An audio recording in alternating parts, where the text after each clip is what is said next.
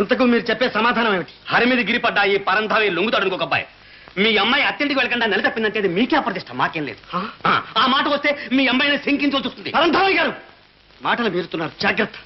మీరు కూసిన కొత్తకు మా మీనామోహం చూసి ఊరుకున్నాను, లేకపోతే అయ్యో అయ్యో నలుగురు వింటే నవ్విపోతాయండి. ఏమిటిది? నోరమై.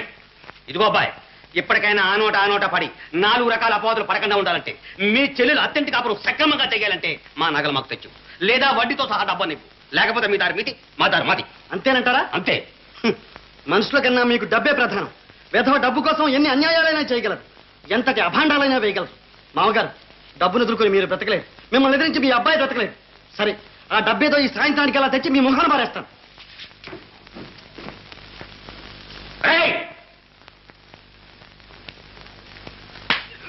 ఏరా చిట్టినన్నా, సినిమాలని షికారని నువ్వు తెచ్చిదిదా?